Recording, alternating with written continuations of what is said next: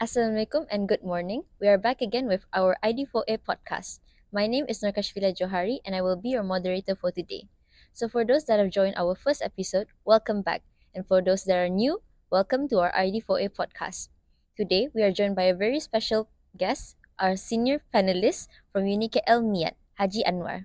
Please welcome. Thank you, Madam Moderator. Okay, first of all, I'd like to thank you for inviting me in this forum. On my background, my name is Muhammad Anuar Yusof. I'm with Nor Kashfillah as a senior specialist. At the same time, I was assigned as a quality assurance manager for the licensing program. For the licensing program.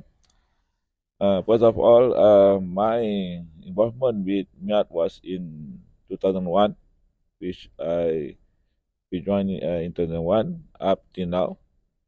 Before that, I was working with Malaysia Airlines for about 20 years, uh, since 1981. And prior to that, I'm also with Singapore Airlines, which I worked for 5 years. I do my apprenticeship at Singapore Airlines. So you can see that my years of working, is about nearly 48 years. uh, my tertiary education, I have the diploma, postgraduate diploma with UITM, and also have a professional licensing from CIM as well as uh, from federal FAA in the United States. So these are two of the my professional qualification uh, on me. Thank you, Haji. So, based on what you've explained, you have a lot of experience in the airline industry.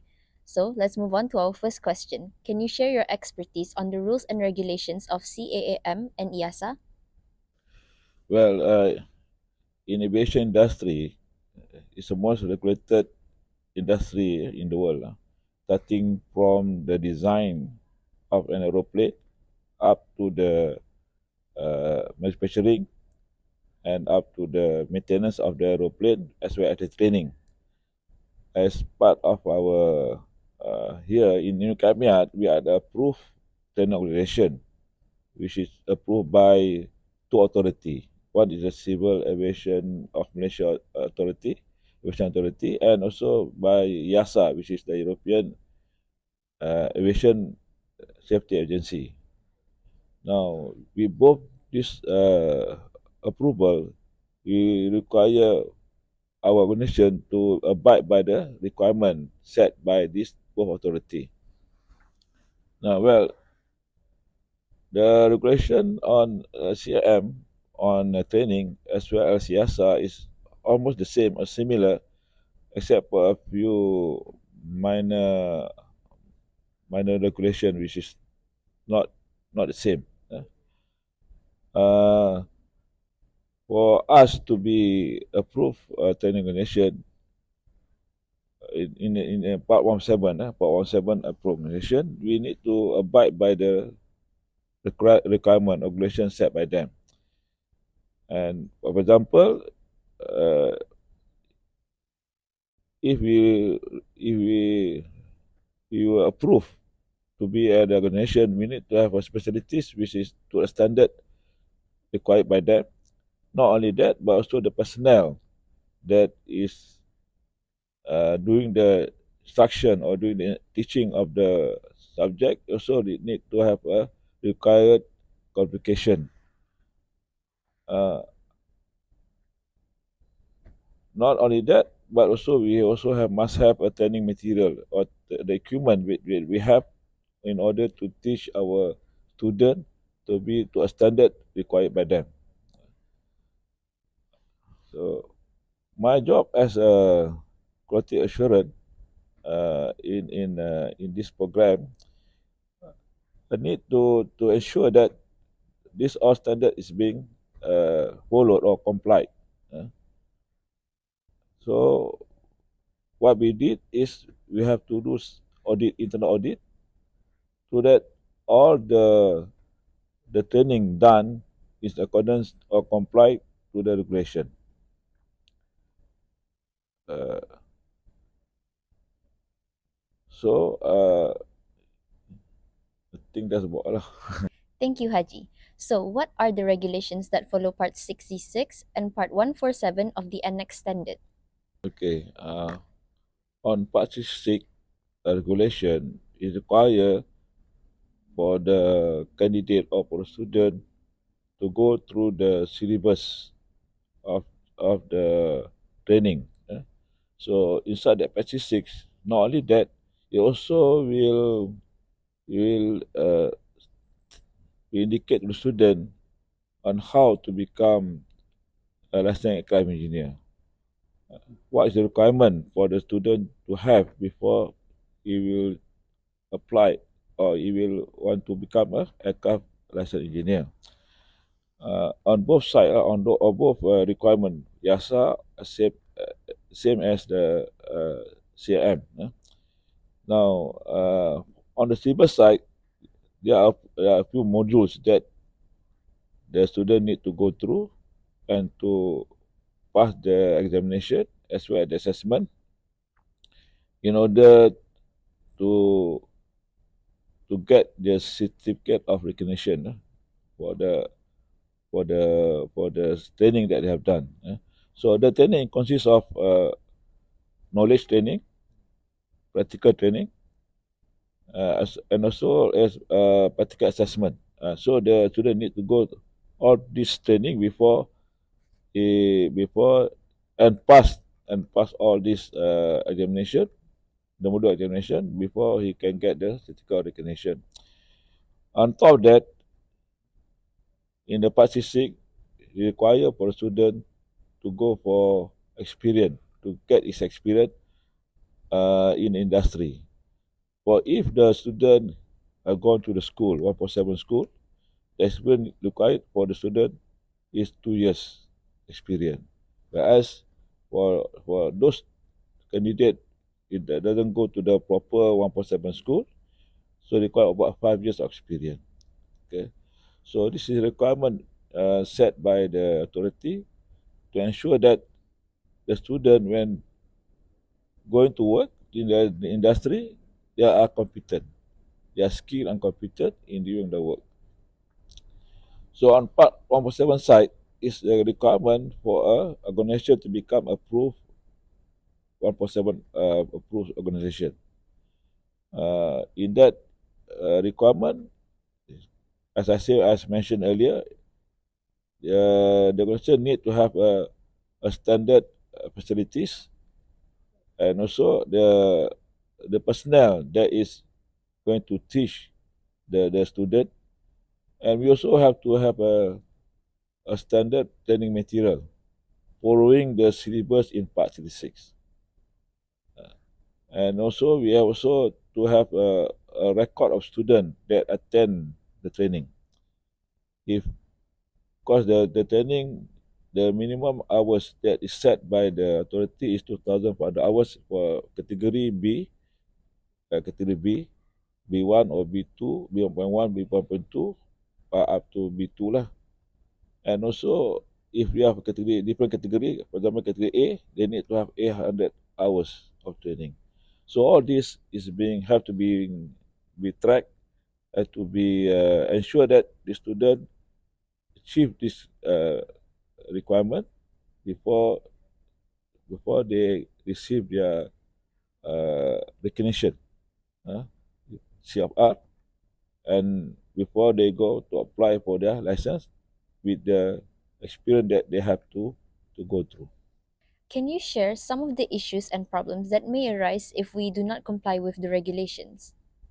Okay, once the innovation is approved by the authority, they'll be subject to audit by the authority. They will send the auditors to, audit us on all the areas that the school need to comply. eh. So there are different level of finding. Level one, which is major finding, which if we don't resolve this finding, if there's a finding, he can revoke our approval, which means that we don't have the approval to do our training approved by the authority. Another finding is level 2 finding, which is minor finding, which to be resolved in a certain period of time. But on and all, we if we have the finding by the authority, we need to respond to the finding in a certain period of time. Uh, to what's our plan to resolve the issues. So if we do not really resolve the funding or rectify the funding on time, they could revoke or they will revoke our approval by the authority. So we've touched a lot on rules and regulation. Can you share one situation on audit, whether from experience or not? On my course of experience during the audit, both internal and also external audit, the one thing that is uh, quite uh, quite important is our facilities lah, and also our training material, which include the notes, the equipment that we have in in teaching the student. Remember that our training is one is a theoretical training and also practical training.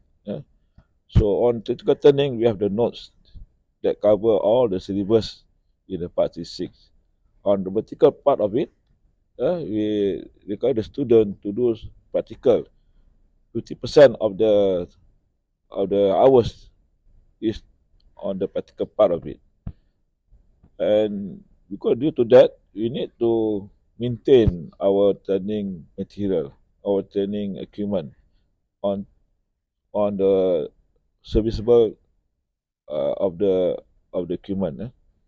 If if if the equipment was not maintained to a serviceable standard, then the student will not able to do the practical learning and to get the knowledge on the module that they have gone through. So it's important. It's important that we maintain our equipment in a working order, i- in a serviceable manner, so that students will able to get the knowledge, to get the skill that required for them to become a certifying staff. So that concludes our last question for this podcast. So before we end, Haji, can you share a few advice for students of MIAT or any other students? Yeah. My advice to the student who take this program, the professional program, they need to be really, really, what do you call it? Not to give up, not to give up during this course, because a lot of things that they have to go through.